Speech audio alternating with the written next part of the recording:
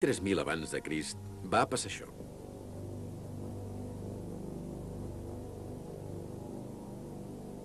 Grans sequeres a tot el Mediterrani que van atrapar aquells agronegociants, per dir-ho així, amb una població creixent. En el cas d'Egipte, tot el país es va convertir en desert, excepte la franja de terra a banda i banda del Nil, que va continuar sent fèrtil gràcies a les crescudes anuals del riu. Els egipcis no podien triar gaire, o organitzaven la manera d'aprofitar aquelles crescudes anuals, o s'havia acabat tot. I per això aquell canvi de clima és tan especial, perquè va generar una civilització. I tot gràcies a l'estalvi d'aigua, perquè després d'una cosa així ja pots fer el que sigui. Aquelles antigues civilitzacions van quedar sorpreses per tot el que comportava una reserva d'aigua. Matemàtiques per dissenyar la xarxa d'irrigació, enginyeria i supervisió per construir-la, totxos de fang i palla per construir-la, geometria per mesurar el volum de reserva, metal·lúrgia per construir les eines, un calendari per controlar les crescudes del riu, personal per dirigir-ho tot, cobradors d'impostos per recollir-ne els beneficis i una burocràcia estatal per gastar-se'ls.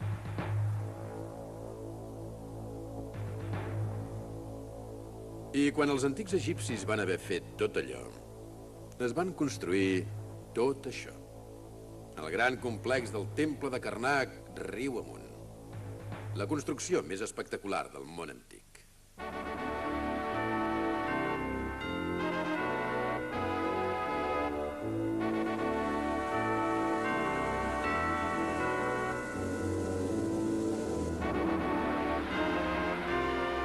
N'hi ha 140 d'aquestes columnes gegants, i això només és un racó del temple més gran construït mai a la ciutat imperial de Tebes, a la riba del Nil.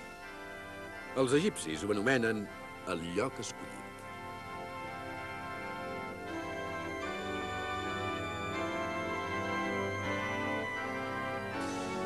El que havia passat era que el clima els havia fet passar de ser un grup d'individus, cadascú a la seva, a una societat molt sòlida, amb normes molt rígides, totes dictades en última instància pel clima.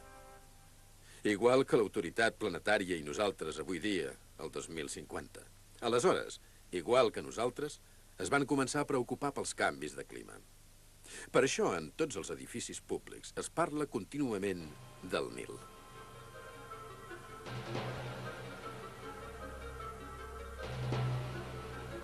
Aquell canvi de clima va obligar els antics egipcis a desenvolupar tècniques d'enginyeria civil per resoldre els problemes de les inundacions del Nil.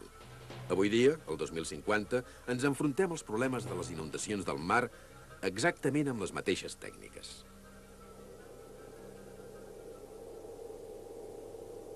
El següent canvi climàtic va generar un interrogant històric. Què se'n va fer de la desapareguda civilització de Micenes?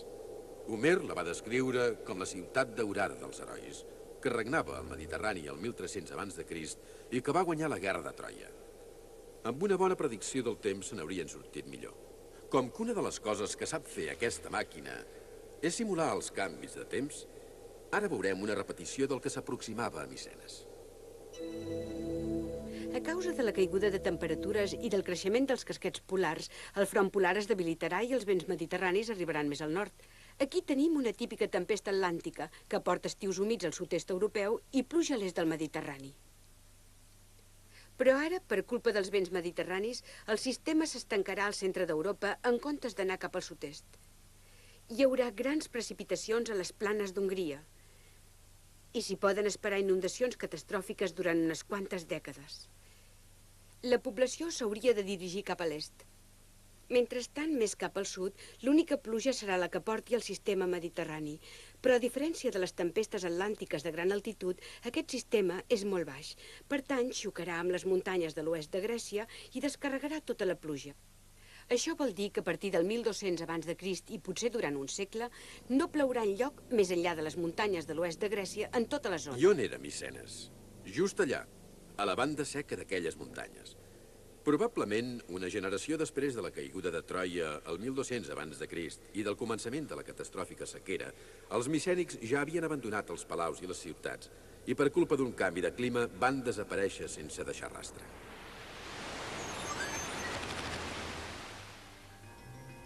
1000 anys després, això de desaparèixer sense deixar rastre per aquest engorjat secret entre muntanyes d'1,5 quilòmetre i 90 metres de profunditat era el truc preferit d'una colla de potentats de l'Orient Mitjà anomenats nabateus, els que vivien en aquest cau.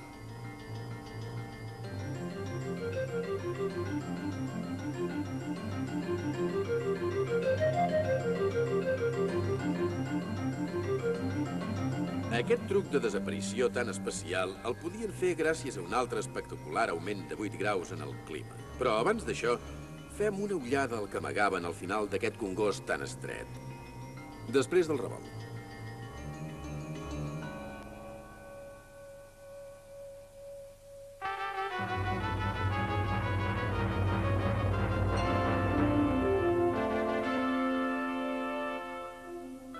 Aquí, completament amagats en el que avui és la moderna Jordània, envoltats per aquesta arquitectura monumental, hi vivien 30.000 persones amb botigues, tallers, banys, cases i places.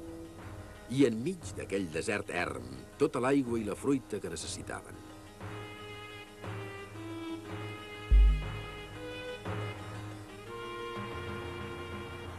És impressionant, oi? I tot pel clima. Com que aquest em sembla un bon lloc per mirar-nos la història antiga amb prou perspectiva, ara els descriuré la climatologia de l'època.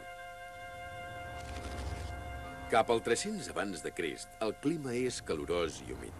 Hi ha menjar de sobres, els mars estan en calma, fa bon temps per viatjar i, sobretot, els passos alpins del nord d'Itàlia estan oberts tot l'any. Als antics romans això els resulta irresistible i aviat surten a conquerir. Des de Portugal fins a Pèrsia, des d'Escòcia fins a Tanzània, el món conegut.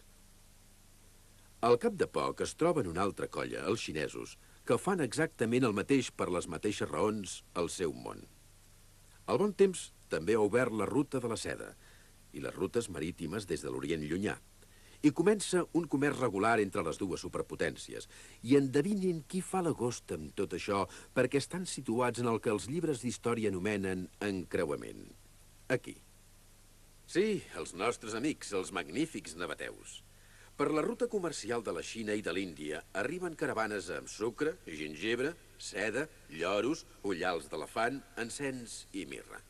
I per l'altra banda venen de Maceda de Damasc, Gaza de Gaza, Asbest, Batum i altres ofertes especials. I tot dirigit des del quarter general nabateu.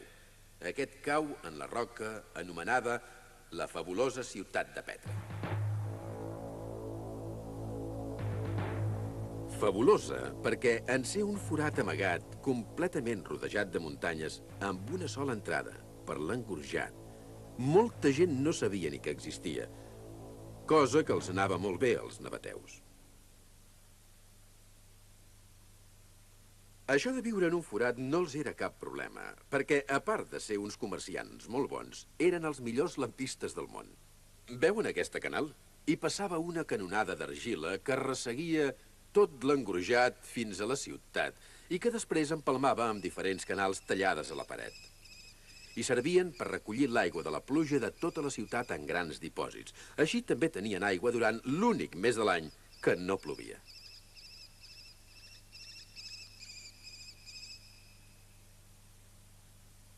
Qui sap quant de temps haurien durat vivint aquí, en aquest medi autosuficient, amb petites escapades a l'exterior per guanyar molts diners, fent una vida com la nostra del 2050, exuberant, però limitada, si no hagués estat pel maleït clima. Perquè cap als 500 després de Crist, saben què? La temperatura global va tornar a baixar. Al llarg de tot l'imperi romà, això va significar coses diferents per la gent en cada lloc diferent, però cap de bona.